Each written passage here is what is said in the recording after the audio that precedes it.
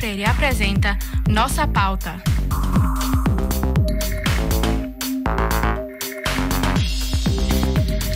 Boa tarde, eu sou Amanda Mendes, estudante de jornalismo da UFPE. E eu sou Analice Barros, também estudante de jornalismo da UFPE.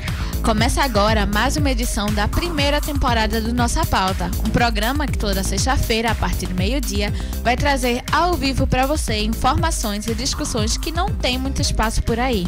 E você pode contribuir com Nossa Pauta enviando pra gente notícias e sugestões.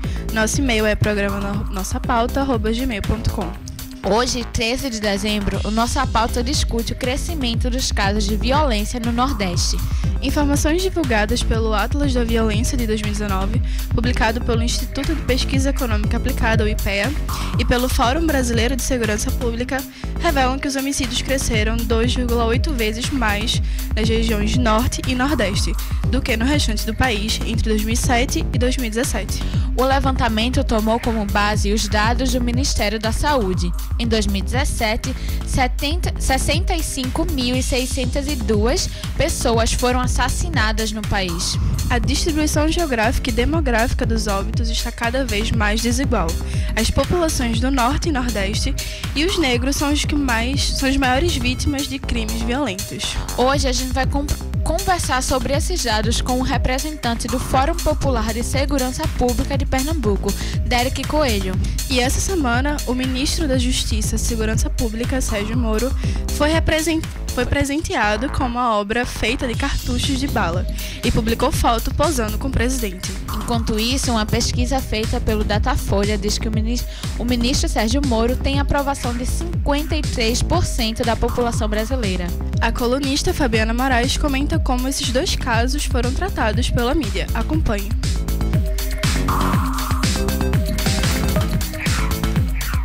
Contradiscurso, com Fabiana Moraes. Oi, boa tarde a todo mundo da Rádio Paulo Freire. Estou aqui com mais uma Contradiscurso. Essa semana eu queria falar um pouco sobre coisa do jornalismo opinativo, né? E relacionar isso ao ministro Sérgio Moro. Essa semana saiu uma pesquisa da Datafolha que diz que o ministro é aprovado por 53% das pouco mais de 2.000 pessoas entrevistadas pelo Datafolha. 23% consideram regular, 21% ruim ou péssima e 3% não souberam opinar. Então, a gente tem uma avaliação aí interessante e observada. Ele é o ministro mais bem avaliado do governo Bolsonaro. Essa semana também apareceu ao lado de duas pessoas que o presentearam com uma obra feita por cartucho de balas, né? É um presente do Rodrigo Camacho, que também já deu o mesmo presente ao novo partido, não legalmente, o novo partido do presidente Jair Bolsonaro, Aliança pelo Brasil. Eu achei interessante o ministro da Justiça, né, posar ao lado de uma obra, né, que traz seu rosto feito por cartuchos de bala, né? Muita gente criticou, mas eu acho que é completamente coerente dentro do cenário atual brasileiro. Mas para falar um pouco sobre o jornalismo opinativo e esses dois cenários, né? O ministro mais bem avaliado do governo e esse ministro está associado aí a uma obra como essa, e na mesma semana também que o pacote anticrime foi aprovado, né? Escutei hoje de manhã um pouco a jornalista Andréa Sade falando um pouco sobre a presença de Moro, os passos de Moro, e falando um pouco sobre também a pesquisa da Datafolha. E achei interessante como um fato como esse parece apenas o que se diria de uma bobagem ou um fait divers, né? Como aí na academia se fala muito, né? O Bart falava do fait divers, essas notícias monstruosas, feitas para nada. Eu não considero que o ministro posar ao lado de uma obra como essa seja algo da linha do fait divers que não merece ser observada. E acho preocupante quando você tem uma repórter como Andréa Sade, né, Andréa Sadi, fazendo análise do Moro essa semana, falando da Datafolha, e um assunto como esse não é tocado. É quase como se fosse, não, a gente não vai tocar nessas bobagens, nesses assuntos periféricos, porque a gente está falando aqui de uma coisa séria, que é o Datafolha, quais são as intenções de Moro, a sua relação com o STF, e uma questão como essa fica à parte. Como deixar isso à parte, eu me pergunto, né? Como não analisar esse personagem, obviamente, dentro das questões que ela estava trazendo, falar sobre Datafolha, falar sobre o pacote anticrime, falar de como essa pesquisa mostra que ele pode ser sim um concorrente ao Bolsonaro, ou pode ser fortalecer demais a chapa sendo um vice Mas é essa mesma pessoa que, como ministro da Justiça, se deixa fotografar ao lado de uma obra bizarra e claramente quase uma ode à violência. Como é que a gente pode pensar um jornalismo feito com essas divisões entre o que é sério e o que parece não ser sério, quando esse parece não ser sério é justamente o que movimenta a base, o que orienta as ações dessas pessoas, né, que fundamenta também. Como pensar sobre isso? É algo que eu me pergunto e é algo que acredito que o jornalismo brasileiro ainda tem muito a caminhar, porque ainda insiste em separar a opinião, né, uma opinião que tenta ser neutra de todo o resto. E bem, para mim é absolutamente incoerente que isso seja realizado e que ainda hoje a gente esteja perseguindo esse tipo de critério. É isso. Um beijo para vocês. O fact-checking, que é a checagem dos fatos para investigar e corrigir notícias falsas, é uma prática cada vez mais necessária, justamente pela rapidez na disseminação dessas notícias na internet. Por causa disso, o portal UOL tem feito o trabalho de fact-checking das próprias notícias, explicando também como o erro aconteceu. Ivo Dantas fala sobre isso na coluna Fato em Cheque. Vamos ouvir.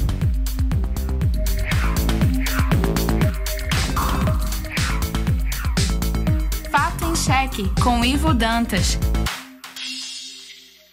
Boa tarde aos ouvintes da Rádio Paulo Freire. Começamos mais uma coluna Fato em Cheque e essa semana falamos um pouco sobre uma série nova de reportagens que está sendo realizada pelo UOL Confere. É muito interessante porque eles têm feito um estudo de caso de algumas notícias, alguns boatos que foram desmentidos pelo projeto do portal UOL, explicando como se deu o processo de apuração dessa informação, como é que eles chegaram à conclusão de que essas informações não se tratavam exatamente daquilo que vinha sendo compartilhado nas redes sociais. E o primeiro caso que eles analisaram foi o caso da notícia que a gente comentou aqui na coluna, inclusive, do navio venezuelano, que teria uma foto de um navio venezuelano jogando óleo no mar brasileiro. E, na verdade, eles desmentiram essa informação e viram que essa foto, na verdade, se tratava de uma foto de um navio português e não era correlacionado de forma alguma com o desastre ambiental que ocorreu aqui na costa brasileira. É interessante porque eles mostram como que foi identificado o vídeo, que tinha sido publicado em uma página no dia 10 de outubro, que teve mais de 6.800 compartilhamentos em apenas um dia, e eles começaram a fazer um processo que a gente chama de busca reversa. Então, ele procura imagens pela internet, né? Você tem alguns sites que conseguem fazer isso, como o INVID, INVID, que é uma extensão para o navegador na Google Chrome, o navegador do Google, onde a gente coloca uma foto e consegue fazer uma busca reversa vendo quais as semelhanças que ela tem com outras imagens que foram publicadas na internet. E aí eles começaram a identificar e aos poucos foram apurando através de uma página no Facebook, no Instagram, e era um movimento contra a construção de um paredão de um porto na cidade de Matosinhos, em Portugal, e foi postado no dia 30 de abril de 2019. Então eles localizam o post e eles vão atrás da origem, né, dos metadados, ou seja, as informações que estão em cada foto que a gente tira sobre a data, dependendo se foi de celular, às vezes a gente tem até o local de onde foi tirada aquela foto, horário, etc. Um outro caso muito interessante que eles também têm destrinchado, falando como foi esse processo de apuração, é de um avião que na verdade não apagou queimada no Brasil, mas na Bolívia, que era uma informação que tinha circulado nas redes sociais. Isso não era verdade. Então eles fizeram essa apuração, que foi mais complicada até do caso anterior, porque diversas pessoas que diziam saber a origem do vídeo e eu sei quem gravou esse vídeo, quando eles iam falar com a fonte original, né, com essa pessoa que tinha sido indicada para reportagem como a pessoa que teria gravado o vídeo, quando eles olhavam esses metadados, essas informações da pessoa, viram que na verdade aquele vídeo já tinha sido copiado. E aí foi um trabalho extremamente trabalhoso que eles tiveram, indo através de diversas redes sociais, falando com quantidade imensa de pessoas indicadas a partir desse processo de busca reversa, também como no caso passado, até chegarem na origem do vídeo, que é muito interessante. Eles chegaram chegaram até a acionar uma rede de jornalistas sul-americanos pedindo indicações de como é que eles poderiam dar sequência a essa verificação de tão complexa que foi. Então, indico aí aos nossos ouvintes darem uma olhada nesse projeto muito legal do Confere, que mostra um pouco da cozinha aí do jornalismo no fact-checking, como é que essa checagem é realizada. Então é isso, muito obrigado. Essa semana tivemos uma nova polêmica com a Agência Nacional de Cinema, a Ancine. A gente diz nova porque, em agosto, a agência cancelou um edital que financiaria, entre outras coisas, obras de temática LGBT. Na época, o presidente Jair Bolsonaro afirmou não entender o porquê de, abre aspas, gastar dinheiro público com esses filmes, fecha aspas. Agora, a Ancine deixa de expor cartazes de filmes em sua série e entre os filmes removidos estão algumas produções clássicas. A censura, a repressão às artes, a perseguição com teor ideológico aos profissionais da cultura e da educação e a falta de democratização na comunicação são fatores que contribuem para o encolhimento do Estado Democrático de Direito no Brasil. Hoje, quem fala sobre isso é a nossa colunista Maria Eduarda Rocha. Acompanhe.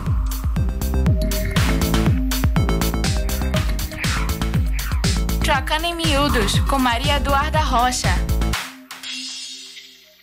Olá, ouvintes da Rádio Paulo Freire. Os ataques do governo Bolsonaro à cultura brasileira já se tornaram rotina. Ícones como Chico Buarque e Fernanda Montenegro já foram alvos do presidente. Mais recentemente, o cinema tem sido a bola da vez. Primeiro, a Ancine retirou mais de 100 cartazes de filmes brasileiros de seus corredores, inclusive de clássicos como Deus e o Diabo na Terra do Sol, de Glauber Rocha, e Cabra Marcado para Morrer, de Eduardo Coutinho. Na quarta-feira, dia 11, a Ancine cancelou a exibição para funcionários do filme A Vida Invisível, de Karen Ainus. O diretor chamou de política covarde os ataques do governo ao cinema nacional. O que está em jogo nesses ataques? À primeira vista, parece uma reação a artistas intelectuais identificados como de esquerda, que têm feito críticas recorrentes ao governo, como é o caso do Chico Buarque. Ele foi indicado para o Prêmio Camões, o prêmio literário mais importante da língua portuguesa, e Bolsonaro se recusou a assinar a concessão do prêmio, como previa o protocolo firmado pelos governos brasileiro e português.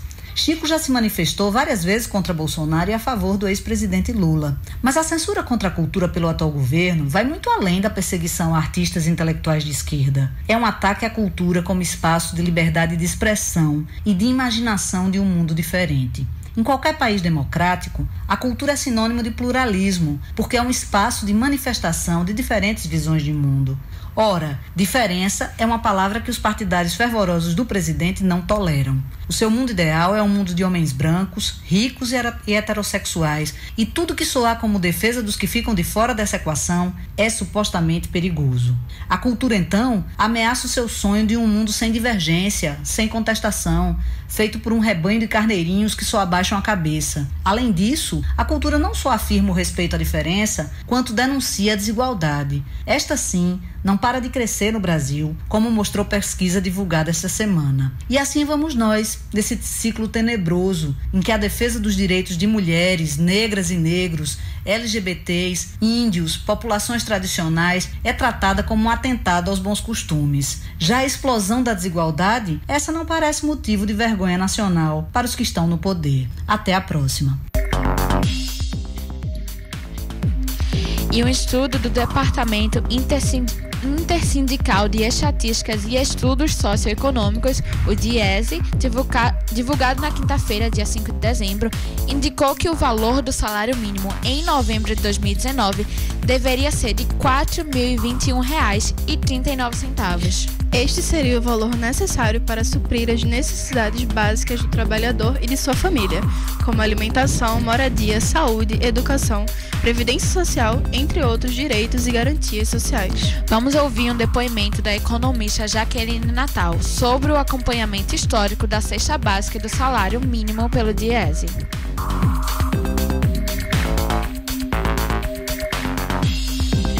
Mensalmente, o Diese realiza o levantamento de preços de um conjunto de produtos que compõem a cesta básica, conforme o decreto 399 de 1938, que é o decreto que precede a criação do salário mínimo e que determinam qual conjunto de alimentos seriam necessários para a reprodução da força de trabalho dos trabalhadores da época, né? De tal forma que criasse elementos para se pensar já em 1938 no que seria a construção de um salário mínimo. Então, nossa pesquisa, ela visa justamente fazer o acompanhamento do que seria essa evolução do salário mínimo por esse princípio de se basear no decreto 399.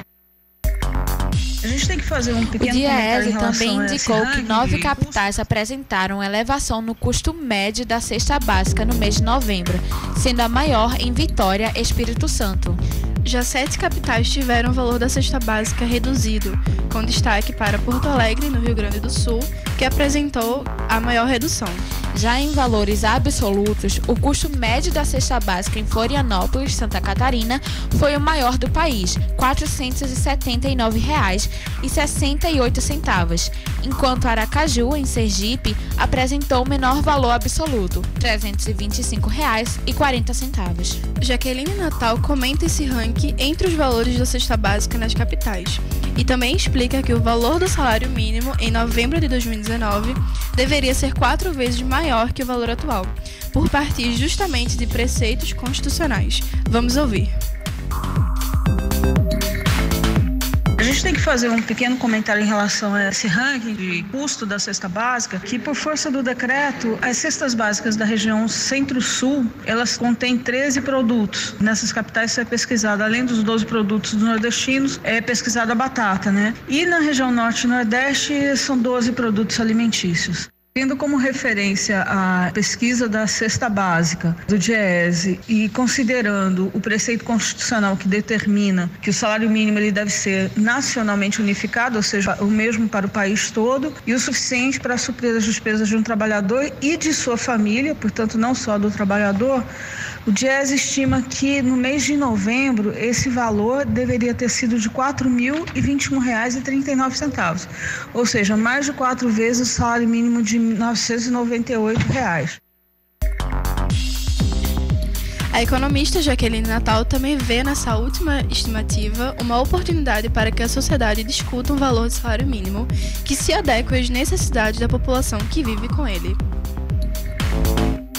Bem, esse indicador a gente entende que há uma distância muito grande entre o que seria o desejável, o constitucional e o que de fato é praticado, mas esse indicador nos mostra a necessidade de a sociedade brasileira permanecer discutindo uma recuperação do valor real do salário mínimo que ele se adeque ao preceito constitucional e que ele se adeque às necessidades da população que vivem com esse patamar salarial.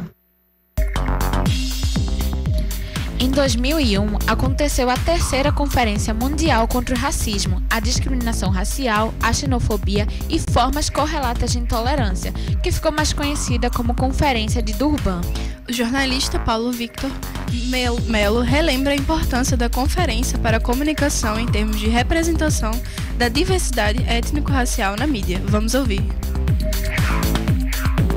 Olá, eu sou Paulo Victor Melo, jornalista e professor de comunicação social. Esse ano de 2019 marca a maioridade da 3ª Conferência Mundial contra o Racismo, a Xenofobia e a Discriminação Racial. Essa conferência aconteceu na cidade de Durban, na África do Sul, em 2001, reunindo pesquisadores, movimentos sociais, ONGs, governos, empresas, grupos de mídia de 163 países. Ainda hoje, 18 anos depois, a Declaração de Durban e o seu plano de ação correspondente constituem, de fato, o mais abrangente instrumento multilateral nas questões relativas ao racismo e à discriminação racial. Já naquele momento, os meios de comunicação foram identificados como um elemento central no que diz respeito também às questões étnico-raciais. Nesse sentido, uma das preocupações de Durban, que constam na Declaração e no plano de ação, foi, por exemplo, a representação midiática estigmatizada retirada de povos historicamente oprimidos. Da mesma forma, a declaração apresentou uma preocupação com a difusão de conteúdos racistas nos meios digitais e na internet. E aí, para a reversão desse cenário, a declaração e o plano de ação apontam uma série de propostas para os meios de comunicação em termos de representação, no sentido de construir uma nova visibilidade da diversidade étnico-racial nos conteúdos veiculados pela mídia, de produção, com a presença de trabalhadores e trabalhadoras diversos étnico-racialmente nos meios de comunicação, a propriedade, ou seja, garantir que a concessão de emissoras de comunicação tenha como princípio e objetivo o respeito à diversidade étnico-racial e o controle social, possibilitando que a diversidade étnico-racial esteja contemplada nos mecanismos de fiscalização e monitoramento do setor das comunicações em todo o mundo. E a gente queria hoje fazer uma pequena errata, porque durante a entrevista da nossa pauta da última sexta-feira, houve uma confusão nas informações e foi dito que o prefeito de Itamaracá estaria sendo acusado de liberar esgoto nas proximidades do canal de Santa Cruz. Essa informação é incorreta, já que, em outubro, moradores de Itamaracá disseram que a prefeitura, não o prefeito, estaria abrindo um caminho para o esgoto chegar ao mar na Praia do Pilar, e não na região do canal de Santa Cruz. Pedimos desculpas pela imprecisão. Feita a correção, nossa pauta vai fazer um breve intervalo. Voltamos já com a conversa com o representante do Fórum Popular de Segurança Pública de Pernambuco, Derek Coelho, para falar sobre a violência no Nordeste. Lembrando também que você pode nos acompanhar pelas redes sociais. Estamos no Facebook, Instagram, Twitter e YouTube.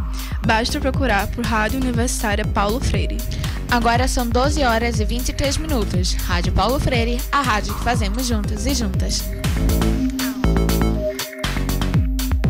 CYI 775, Rádio Universitária Paulo Freire, AM 820 kHz, a rádio pública da UFPE.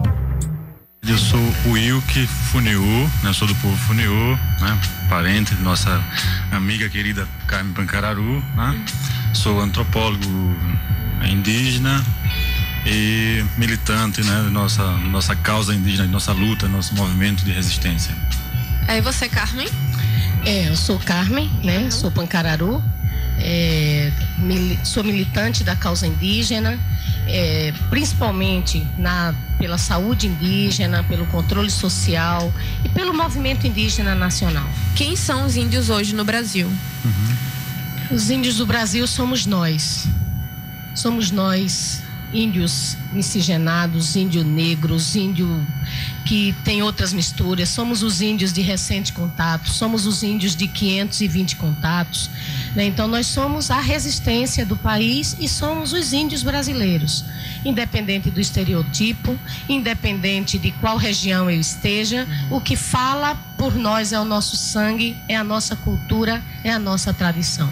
Vivendo em situações de alto contato, em regiões de antiga colonização, como o Nordeste, por exemplo, muitas vezes nós assistimos manifestações de comportamentos discriminatórios em relação aos povos indígenas, sobretudo no Nordeste, e geralmente esses comentários eles se referem a estereótipos, a fenótipos, na busca de um perfil de índio, num tipo de índio essencialista, numa percepção racial de povos. O que seria esse pensamento essencialista? É a ideia do índio que está vivendo na floresta, do índio encontrado pelos portugueses quando os portugueses aqui chegaram. Essa ideia romântica que ainda perdura na sociedade brasileira do modo geral, nos livros didáticos, mas que isso tem mudado bastante com a participação, dessas comunidades, de lideranças, de educadores, de professores, de profissionais, Eu costumo dizer que os gregos de hoje não são os gregos de 2000 anos atrás. Totalmente, Os povos indígenas também de hoje não são os povos indígenas de 500 anos atrás. Nem nós que vivemos em regiões de antiga colonização, nem aqueles indígenas que estão vivendo na Amazônia, por exemplo, que se articulam, que dialogam com amplos setores da sociedade nacional e internacional. Rádio Paulo Freire, a rádio que fazemos juntos.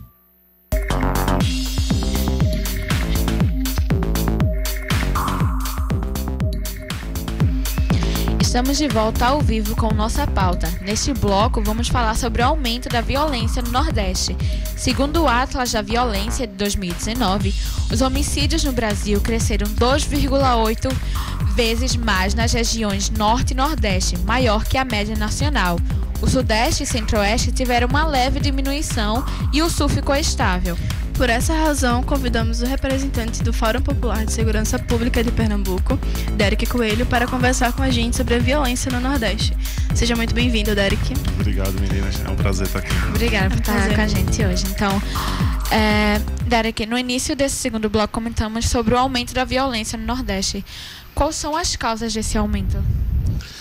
Então, a gente tem uma teoria que a gente ainda não pode dar como definição para a causa, que é a nordestinação da violência.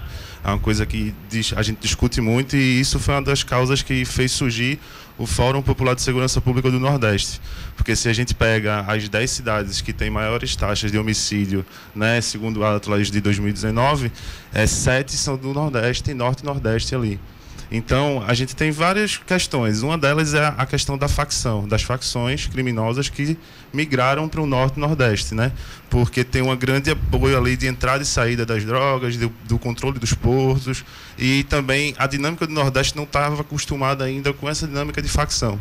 E aí o PCC, o Comando Vermelho, e próprias também facções do território do Nordeste, né? Que tem surgido, que tem uma quebra dessas facções do PCC e do CV, e aí tem reforçado essa teoria de questão da facção e dessa organização que eles conseguiram fazer no Nordeste, a partir também dos presídios, que a gente tem os casos do Norte e Nordeste, quando essas rebeliões aconteceram agora nos últimos 2 anos, sempre foi motivadas por isso, os ataques que tivemos também no Ceará, por exemplo, por 2 anos consecutivos. E ainda mais pela razão de que os presídios aqui do Nordeste são um dos mais lotados, né, no Brasil. Isso. E aí tem outra questão também, que é, tipo, a gente sempre só faz copiar a segurança pública, a política de segurança pública do Sudeste e do Centro-Oeste. A gente não enxerga para a realidade do Nordeste e Norte e começa a pensar uma política pública territorial, regional, voltada para a região. E aí essa cópia também é uma questão que falha também, porque a gente já viu os modelos de segurança pública de São Paulo e do Rio e que não deram certo. E é um contexto diferente, né? Você ir de... Cada estado vai ter um contexto diferente, mas principalmente quando você vai do Nordeste para Sudeste, né? Isso, exatamente. E aí, na contramão, como foi citado no início, o Norte e o Nordeste têm um crescimento comparado ao Centro-Oeste, ao Sudeste. E aí essa questão da organização das facções, eu acho que é um dos fatores que a gente tem mais apontado, que é o dos principais causas. E aí, Derek, vocês tiveram na semana passada justamente a primeira conferência, né, para falar de segurança pública do Norte e Nordeste. Foi justamente por causa desse aumento que vocês pensaram em fazer essa conferência? Isso, exatamente. Na verdade, foi uma conferência voltada mais para a questão regional do Nordeste. A gente ainda está se articulando enquanto Nordeste. A gente tem envolvidos 5 fóruns populares já, estaduais: Rio Grande do Norte, Bahia, Alagoas, Pernambuco, Ceará e... São 5, então. E aí a gente tem se organizado, mas a gente tinha representante dos 9 estados. A gente conseguiu trazer representantes dos 9 estados. E essa discussão iniciou-se, por incrível que pareça, no ano de 2017, que foi o ano mais violento aqui de Pernambuco, onde a gente teve mais de 5.400 mortes, né, de homicídios. E aí a gente começou a discutir, fazer uma incidência. Surgiu essa incidência com o movimento de igrejas, que discutiu a questão da violência e pautou isso, junto com outras organizações, né? E aí a gente começou esse movimento em 2017, a gente conseguiu fazer audiência pública, mas assim, um certo diálogo com o próprio secretário. A gente teve a troca do secretário também em 2017, que foi uma incidência também que a gente exigiu pela falta de diálogo e que ainda não melhorou, mas que a gente tem discutido isso. E aí a gente começou a ver que os outros estados também estavam se mobilizando e se colocando à disposição para isso. E aí em 2017 mesmo, o Ceará também iniciou seu fórum. Logo depois a Bahia entrou, o Alagoas e Rio Grande do Norte. E aí a gente começou a ver uma possibilidade de expansão e desse diálogo maior regional, a nível regional, sabe? Aí, mesmo assim, você vê a dificuldade dessa articulação, né? Porque desde 2017 demorou 2 anos para vocês conseguirem fazer essa primeira conferência acontecer, né? Isso, é porque a gente também teve um trabalho de conferências regionais, estaduais. Em 2018 a gente fez aqui de Pernambuco, ali embaixo do viaduto Capitão Tenudo, ali no Coque, e aí a gente lançou a proposta para fazer as conferências estaduais também nos outros 4 estados. E aí foram feitas, algumas estão sendo realizadas também, e a gente vai poder ter um resultado maior. E a conferência foi para juntar todo mundo, juntar essas propostas e ter um debate mais regional e forte no campo da política pública aqui no Nordeste. Sim, sim. A concentração desse aumento da violência em determinados grupos também é notória. O assassinato de negros cresceu 10 vezes mais do que o de não negros. Qual a relação que você vê entre o racismo e o aumento dessa violência? A relação direta, que a gente já discute isso, e isso aí vai independente da região, é a atuação da polícia, né, também. Assim, é uma atuação violenta e uma atuação que é racista, na sua atuação direta nas comunidades, né? E a gente sempre fala assim, ninguém chega no prédio de Boa Viagem, de Zona Sul, ou então Zona Norte do Recife, para ficar batendo no prédio e invadir porque está cheio de droga lá, e a gente sabe, né? Mas aí na comunidade isso é feito rotineiramente, o pessoal vê isso e não está ninguém aí. E é um estereótipo mesmo de um racismo estrutural que está dentro da polícia e que a gente precisa combater e tentar fazer com que eles entendam, e a gente combater isso diretamente na instituição. E é o que a gente tem buscado, tentando dialogar através de direitos humanos, a valorização disso e a quebra desse racismo estrutural. Então, apesar de ter realmente os problemas com as facções aqui no Nordeste, a gente também não pode ignorar o papel da polícia nesse aumento da violência, né? Sem dúvida. Um dado também que a gente tem de 2017 para 2019 é o aumento da letalidade policial, né? A gente teve uma baixa dos homicídios, sim, mas o aumento da letalidade policial em todos os estados assim é crescente. O Rio de Janeiro é o maior exemplo deles, né? Onde a gente teve a intervenção federal, mas ao mesmo tempo a letalidade policial foi lá para cima. E não é diferente aqui em Pernambuco também. Tem aumentado durante os anos, e a violência, o discurso violento, principalmente de um governo também, vem reforçando essa política, né? Essa política que ela é restrita a um certo grupo para ser violentado e para ser violentado com os seus direitos. Claro que, inclusive, a gente tem visto sair mais justamente notícias de violência policial, né? Tem casos notórios aí pela mídia. Mas você acha que isso mostra que essas pessoas estão sendo punidas por isso, ou ainda tem muita impunidade quanto à violência policial? Ainda tem muita impunidade, infelizmente, porque é tratado, o policial, quando ele comete um crime, ele não é tratado como um cidadão. Primeiro, se você pegar qualquer reportagem que o policial ou um soldado do exército, qualquer coisa assim, vai e sai na matéria, primeiro que não tem o nome citado. Se fosse qualquer outro tipo de cidadão, teria o nome citado, né? E não é citado para ser exposto, mas é citado para ser colocado no local onde ele foi dado ali da acusação e de toda a ação que ele teve. E aí não é discutido profundamente isso. Um dos casos é o caso lá de Paradiesópolis, o último, né, que os policiais não foram afastados, eles só foram colocados para trabalhar internamente. Então, na instituição é como se houvesse assim, aconteceu, sabe? Mas a gente vai dar um jeitinho aqui e a gente continua dando e caminhando. É mostrado, dá atenção àquilo, mas no final não tem um resultado para aquilo, né? Isso, não tem uma solução. Exatamente. Exato. A morte violenta intencional de jovens de 15 a 29 anos também aumentou, cerca de 38%. Em 2017, esse grupo representou 54% do total de homicídios, mesmo sendo apenas 25% da população brasileira. Derek, por que a juventude é a mais afetada com o aumento da violência? Há várias questões, mas eu acredito assim, e a gente tem caminhado por um lado, de que a juventude ela é muito mais ativa na questão de ser muito mais coagida a certos espaços, e quando ela não tem oportunidades, então ela é coagida para os espaços que a gente não deseja, né? Então a oportunidade de política pública para a cultura, educação, alternativas de emprego, alternativas que eles possam ter na vida, não tem. E com essa discriminação e essa violência por parte da polícia também, incentiva, dá um gás a mais para que eles olhem para a sociedade como algo contra eles e não algo a favor deles, que eles tenham um olhar, uma vista, um horizonte de oportunidades para isso. Mas essa violência é feita de forma uniforme, ou existem os jovens que são mais propensos, como jovens negros da periferia? Poderia explicar mais sobre? Não, sem dúvida. A maioria da violência é que, assim, em 5.427 mortes em 2017, 95% eram negros e negras, né? E a grande maioria desses jovens também, dessas mortes violentas, eram de jovens. E aí a população que mais sofre, a gente sabe, é a população periférica, a população negra e as mulheres também. a comunidade LGBT, e a gente precisa fazer os recortes e não só olhar para os números como diminuindo, mas que a gente precisa enxergar que um jovem negro tem muito mais chance de morrer do que um jovem branco. E essa discussão tem que ser muito mais profunda. Porque quando você olha só os dados frios, né, você não vê realmente a granditude do problema, né? Exatamente. E esse é um grande desafio que a gente tem no fórum, porque a discussão da gente, além de ser técnica, ela é popular. Então, o desafio que a gente tem é de levar toda essa dinâmica de dados, dessa análise mais minuciosa, para a questão, por exemplo, para a esquina onde a turma está tomando uma sopa. E eles entenderem o que é que eles têm a ver com segurança pública. Estou lembrado que a gente fez o processo de pré-conferências aqui em Pernambuco, em 2018, e a gente estava fazendo uma pré-conferência numa associação de moradores ali do Córrego Jenipapo, e acabou um culto católico de uma igreja na frente, uma missa, né?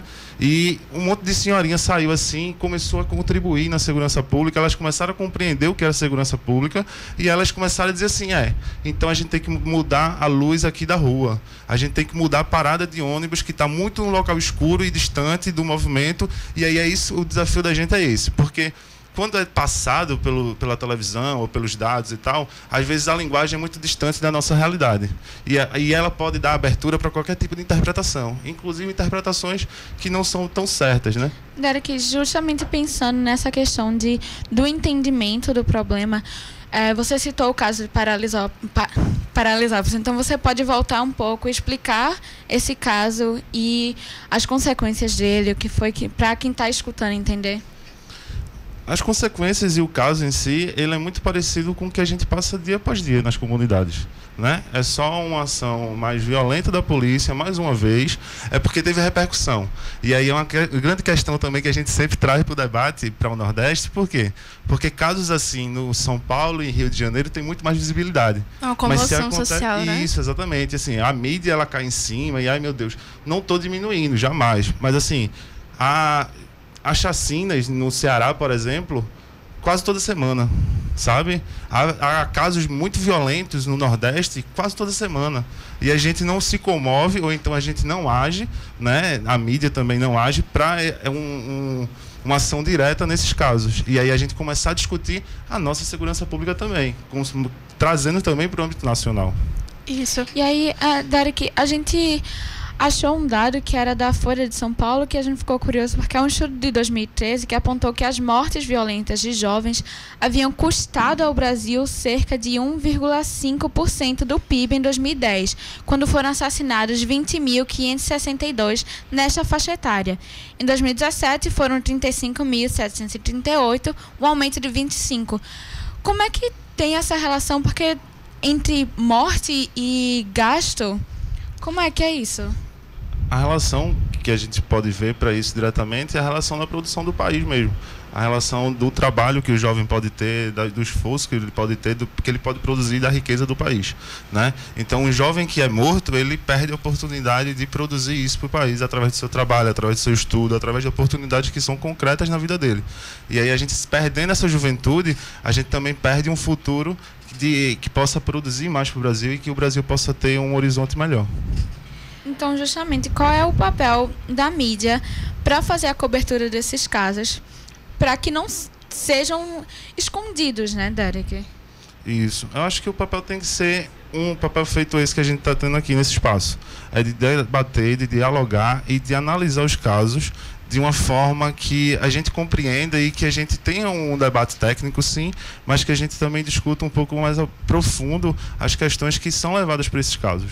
E aí a mídia, ela precisa ser sincera e ela precisa ser clara e objetiva também na linguagem e na sua forma de passar a informação, para que a gente consiga alcançar a massa, e essa massa é que move, né?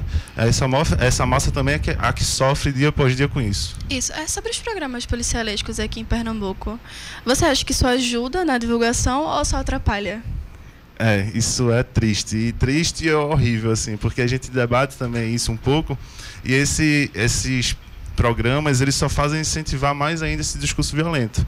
Além de expor cenas que são inadequadas e, assim, tipo, bem fortes, os discursos também, após, assim, as matérias, são de estereotipar e também de criminalizar certos grupos de pessoas, né? Porque quando a gente teve, por exemplo, o caso ali daquelas torres ali perto do Cais de Santa Rita, que jogaram dinheiro e tal, ninguém fez uma matéria assim, estereotipando, criminalizando aquele pessoal. Mas quando acontecem alguns outros fatores, alguns casos, certas pessoas, a gente tem um discurso muito, é maconheiro, safado, tipo, tem que matar mesmo, aí, ó, morreu, mais um, menos um, sabe? E isso é muito forte, porque quando uma mãe vê isso, que está passando, por exemplo, com uma situação difícil dentro de casa com alguma coisa, como é que atinge aquela mãe? Como é que atinge aquela família? Como é que atinge aquele jovem? Como é que atinge a sociedade como um todo, né? E aí esse discurso é muito alinhado, infelizmente, com o discurso que a gente tem visto que tem sido alimentado no Brasil e que a gente combate isso dia após dia. E até porque esse discurso não existe numa bolha, né? Então,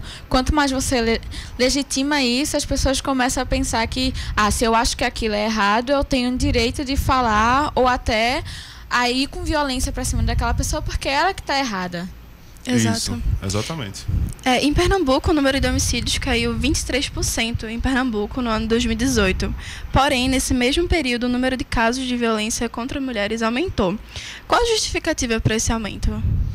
Acho que o principal é o discurso. É o discurso de que a gente diminui aquela coisa que a gente já falou antes. A gente diminui os dados absolutos, mas a gente deixa de olhar para os recortes que a gente precisa olhar, que é o jovem, negro, periférico e a mulher. E a gente também começou a levantar recentemente no país os dados do LGBT.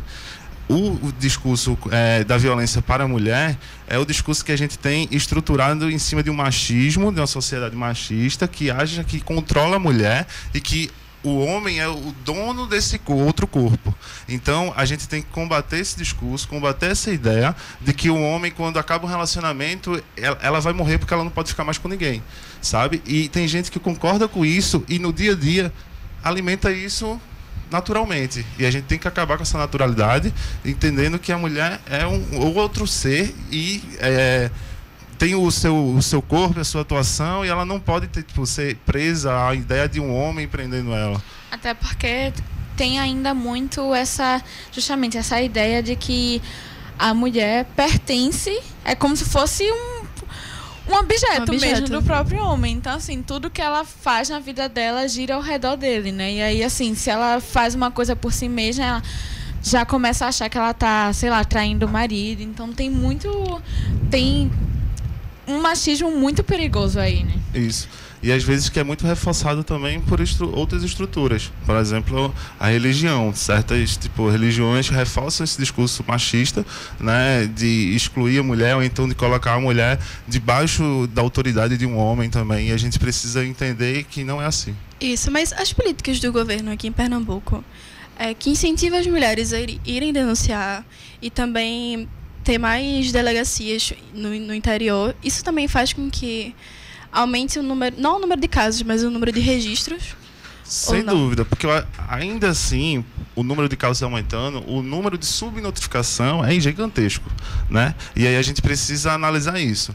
E ainda não são suficientes as políticas públicas e as estruturas que a gente tem, porque muitas vezes as delegacias que são prontas para receber as mulheres, né? Isso, normalmente são homens que atendem as mulheres. E aí não dá para ser assim nessa dinâmica, porque já escutei histórias da mulher chegar para denunciar, o cara bater na minha cara e o homem dizer, mas você fez o quê?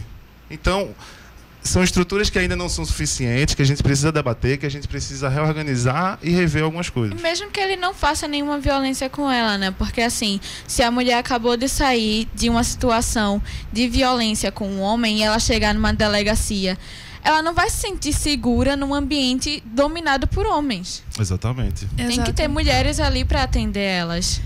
No balanço também foi constatado uma elevação no nível de índices de violência doméstica contra mulheres e estupro. Segundo dados dos registros, uma mulher é vítima de feminicídio a cada 4 dias em Pernambuco. Derek, esses casos de violência são causados por estranhos ou por pessoas próximas a essas mulheres? Na maioria dos casos são pessoas próximas, ou familiares, ou até mesmo seus companheiros. E isso é uma das coisas que não preocupa muito a gente, porque esse discurso do armamento, da questão da liberação das armas, mais armas na rua, também é um discurso que preocupa a gente, porque se esse homem tem uma arma em casa e ele tiver só um desvio ali do seu momento, ele pode matar essa mulher e a gente pode ter um aumento expressivo aí nessas questões. Até porque muitos desses casos de abuso, de violência doméstica é envolvido com policial, né? E policial geralmente vai ter uma arma com ele e isso causa uma preocupação muito grande, porque em que situação essa mulher vai estar? Exatamente. E aí Derek, outro grupo, porque vocês avaliam muitas coisas, né? Então você falou justamente que vocês começaram a avaliar o grupo LGBT.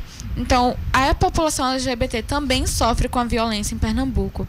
Como foi o mapeamento deles? Porque vocês recentemente fizeram esse dado. Como é que está a situação da população LGBT? Então, a gente tem o debate voltado para isso, a gente tem grupos que são envolvidos dentro do Fórum do Nordeste para essa temática e a gente percebe um aumento, né? Um aumento principalmente por causa também do monitoramento desses dados, que anteriormente não tinha. E agora a gente consegue, por dados oficiais, há grupos, há organizações fazendo esse mapeamento. E a gente tem visto o crescimento, seja o crescimento por causa do discurso violento que a gente está tendo, ou seja o crescimento por uma heteronormatividade que a gente tem dentro da sociedade e do controle do corpo do outro, principalmente isso. E aí a gente tem visto o crescimento, mas um crescimento também que é muito expressivo por causa que a gente não tinha dados. E agora a gente começa a ter e a gente vê realmente onde agir, né? Onde é que está sendo afetado e quem é que está mais sofrendo e como é que a gente pode buscar soluções para isso. E aí a gente até acaba voltando para o que a gente estava falando antes, da questão dos jovens, que acabam estando em situações de perigo, porque para pessoas LGBT, para jovens LGBT, podem acabar sendo expulsos de casa, principalmente pessoas trans. E aí, geralmente, a forma que essas pessoas encontram de sobreviver é a prostituição, né? Que a gente sabe que também não é um meio seguro. Isso, exatamente. A forma que essas pessoas são expostas às vulnerabilidades, elas são progressivas, né? E aí elas primeiro têm que dar com a situação de ser LGBT e aí, tipo, a situação em casa, depois de assumir isso para a sociedade e ter toda a repressão que ela vai ter da sociedade, dependendo do contexto dela, se for um contexto religioso, muito mais do que outros, né? E aí também, quando sai, a questão vulnerável que ela é posta diante da prostituição e diante dos debates que a gente pode ter, é problemático, porque a gente também não tem, por exemplo, políticas públicas direcionadas para isso, diretamente, assim, atuantes. Se tem, a gente não bota em prática, porque a gente tem um debate muito pouco direcionado para isso. Mas sobre isso, o que falta para o Nordeste reduzir, de fato, a violência? Quais são algumas medidas que a gente pode começar a tomar, né? A primeira, eu acho que a principal, que a gente discute muito isso, é dar ouvido da sociedade civil. Né? Eu acho que a primeira conferência popular de segurança pública do Nordeste, ela vem para mostrar o quanto a sociedade civil está organizada, ela tem capacidade de construir e de propor, né? Com o final da conferência agora, a gente tem mais de 300 propostas de todos os 5 estados e a gente está sistematizando e a gente quer fazer uma incidência a nível regional junto ao consórcio do Nordeste, junto aos governadores, e a gente precisa primeiramente ouvir a sociedade civil, porque a política pública na questão de segurança, ela não vai ser feita, ela não vai ter eficácia se a gente for de cima para baixo. Se a gente não tiver a participação da sociedade civil, vai ser falida e vai se dar o fracasso, assim como se deu as UPPs no Rio de Janeiro, um projeto inicialmente bom, né, com diálogo com a sociedade civil, porém se distanciou, trouxe um perfil de soldado totalmente diferente do que era proposto para dentro da comunidade, e isso foi reverberando em várias consequências que a gente está vendo aí hoje. Derek, não sei se você pode falar para a gente, mas quais foram algumas dessas medidas que essas propostas que vocês trouxeram na conferência? Então, tem propostas amplas. Eu tenho aqui algumas, mas eu não estou conseguindo abrir agora. Mas elas são principalmente no âmbito da questão da prevenção, né? Quando a gente pega todos os 9 eixos que a gente trabalhou, que tem política de drogas, sistema prisional, gênero, raça, classe, LGBT, território, criminalização dos movimentos sociais, a gente vê que a gente consegue incidir muito na questão da prevenção. Afinal de contas, quem entende o território é a própria comunidade e é a própria sociedade civil. Exatamente. E ela pode ver as alternativas e os caminhos que a gente tem para o final da violência. Isso, mas o governo está se mostrando participativo nesse processo? Ou não? O governo de Pernambuco? Tá. Tanto o governo de Pernambuco quanto os outros governos também. Bahia, Rio Grande do Norte, Ceará. Em alguns a gente tem presença de mandatos, né, que apoiam e colaboram em alguns processos, mas é um processo totalmente feito pela sociedade civil. Em outros estados, não. A gente tenta fazer um diálogo, a gente tenta fazer uma participação, a gente tenta ser, além de consultivo, deliberativo, porque a sociedade civil ela quer deliberar também, e a gente não tem esse diálogo. O último diálogo, por exemplo, aqui em Pernambuco, que a gente teve, acredito que foi o ano passado com o secretário, Antônio de Pádua, e a gente conseguiu muito pouco, porque a gente estava demonstrando que a gente tinha acabado de fazer uma conferência, a gente estava disposto a, de repente, até compartilhar com o governo algumas questões, construir com o governo algumas questões e, principalmente, cobrar também um Conselho Estadual de Segurança Pública, que não tem, e a gente não tem um diálogo sobre isso. E quando a gente vai ver, só é colocado, posto para a gente e não é consultado, não é dialogado, não é construído. Então, o discurso ainda é muito bonito, né? De um consórcio do Nordeste, de uma contramão, de governos que se colocam como oposição do governo federal, mas que estão distantes da sociedade civil nesse debate. E a gente se preocupa com isso porque o debate da segurança pública no Brasil é talvez a primeira pauta que a gente tenha nesses primeiros anos aí do governo Bolsonaro. E se distancia da sociedade civil, a gente vai continuar só no discurso. E aí pode ser governo de direita ou governo de esquerda. A situação é a mesma, lá na Bahia não é diferente, né? Que a gente também não tem um diálogo e não tem como avançar nessa construção com os governos. Então, Derek, a gente está vendo que a participação e o diálogo, que é a palavra que você usou, é importante, principalmente com a sociedade civil. Então, quem quiser de alguma forma participar desse processo, como é que ele faz?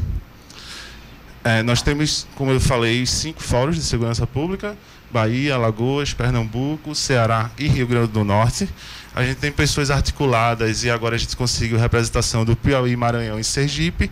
E aí, como é que a gente aconselha? Procura a gente, pode procurar no Instagram lá, tem. Qual é o contato, telefone, site? A gente não direciona especificamente para pessoas, a gente tenta fazer esse contato mais genérico, a partir da internet mesmo, até por uma questão de proteção também, mas tem o Instagram, pode dar o direct, e a gente, por exemplo... Mas qual é o nome? Qual isso, FPSP, que é Fórum Popular de Segurança Pública, só as iniciais, Nordeste. E aí, a partir dele, a gente direciona para a pessoa referenciada naquele estado, e essa pessoa vai poder integrar quem quiser participar do Fórum Popular. E aí, Derek, vocês têm um planejamento para um próximo fórum, uma conferência? A gente tem sonhado. A gente, em 2 anos, conseguiu muito mais do que a gente pensava, né? Porque 2017 surge aqui em Pernambuco, no Ceará, e a gente, em 2 anos, consegue articular, fazer essa articulação maravilhosa que é em 5 estados e realizar a Conferência do Nordeste. E agora a gente pensa que a gente tem articulações talvez suficientes, e talvez a gente também está buscando recurso para isso, porque é tudo feito, repito, pela sociedade civil, para que fique bem entendido, porque a gente consegue se organizar. E aí a gente tem sonhado, talvez, agora com a Conferência Nacional, né? Conferência Popular Nacional de Segurança Pública, que é o grande desafio de dialogar com outros territórios, de dialogar, que a gente já tem mantido esse diálogo. Mas não tem previsão para quando isso vai acontecer? Não, ainda Só não. o sonho. Isso, exatamente. Mas para finalizar, no âmbito mais nacional, de acordo com você, o aumento da violência no Nordeste também tem alguma associação com o atual momento do país? Desculpa. O aumento da violência no Nordeste também tem alguma relação com o atual momento político do país? Diretamente, talvez não, porque é um aumento que já vem de anos passados, assim. Não é um aumento que ocorreu dentro desses meses agora do governo atual, né? É um aumento que vem progressivamente desde ali 2014 e vem timidamente aumentando e sendo que preocupa, porque se continua com a postura que está o governo federal, por exemplo, mandar Força Nacional, né? A gente tem aí Paulista, por exemplo, é um dos exemplos. Paulista tem uma intervenção federal lá que, segundo relatos da própria sociedade civil e de órgãos coletivos que estão dentro do fórum, ela é muito um instrumento para maquiar uma sensação de segurança pública, sabe? Porque, na real, ela age que nem a polícia, que também é violenta, e são pessoas do Sul e Sudeste. É engraçado ouvir os meninos dizer que cada lapa de carioca, sabe, forte, que dá cada tapa. Então, a postura é a mesma. Então, são pessoas de outros territórios, sabe? É uma política pública que a gente ainda...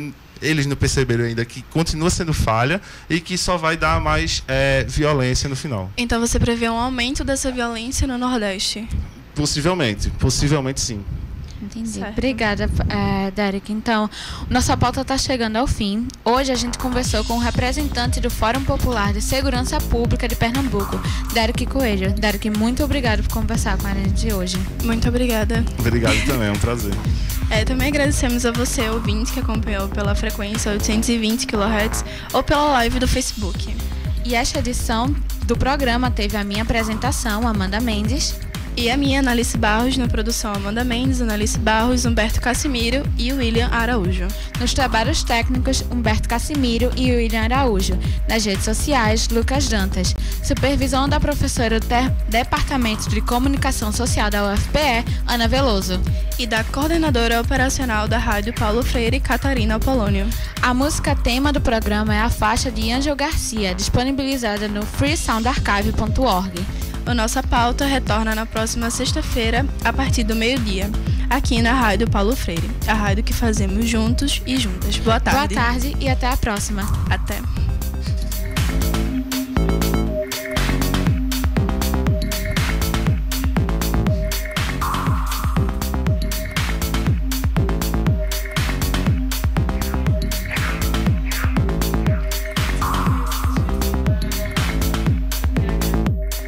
Horas e 57 minutos. ZYI 775, Rádio Universitária Paulo Freire, AM 820 kHz, uma emissora da UFPE. Direto dos estúdios no campus da UFPE, a Rádio Paulo Freire encerra sua emissão, mas seguimos nas redes sociais. Procure por Rádio Universitária Paulo Freire